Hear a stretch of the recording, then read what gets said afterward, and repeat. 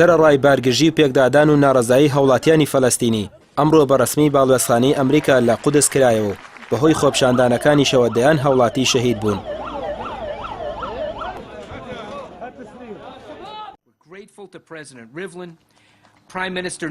لە ئاهەنگێکی تایبەتدا بەرپرسانی ئەمریکا لەسەر پەیمانەکەی دۆناڵد ترامپی سەرۆکی ئەمریکا کە ساڵی ڕابردوودا بووی باڵوێزخانەی ئەمریکایان لە قودس کردەوە. لە سەرەتای ئاهەنگەکەدا مارشی نیشتیمانی ئەمریکا وتراو، دواتر باڵوێزی ویلایەتە یەکگرتووەکانی ئەمریکا لە ئیسرائیل وتەیەکی پێشکەش کرد و تیایدا بەڕەسمیکردنەوەی باڵوێزخانەکەی ڕاگەیان. ئاهەنگی کردنەوەی باڵوێزخانەی ئەمریکا لە قودس هاوکات بوو لەگەڵ ئەو پێکدادانە خوێناویەی کە لەسەر سنووری کەرتی غەزە دروست بوو بۆتە هۆی شەهیدبوونی زیاتر لە 50 هاوڵاتی خۆپشاندەری فەلەستینی و برینداربوونی نزیکەی 2500 خۆپشاندەری دیکە.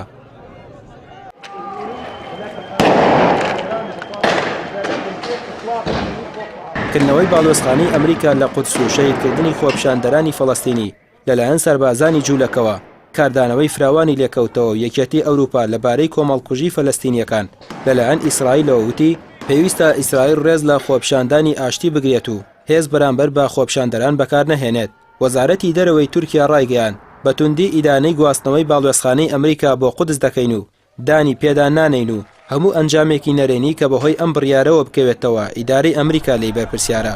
وەزارەتی دەرەوەی تورکیا ئاماژەی بۆ ئەوەش کردووە تەنها ئیدانەکردن بەس نییە بۆ کۆمەڵکوژیەکەی قەوارەی جوولەکە، بەڵکو پێویستە هەنگاوی هاوبەش بنرێت.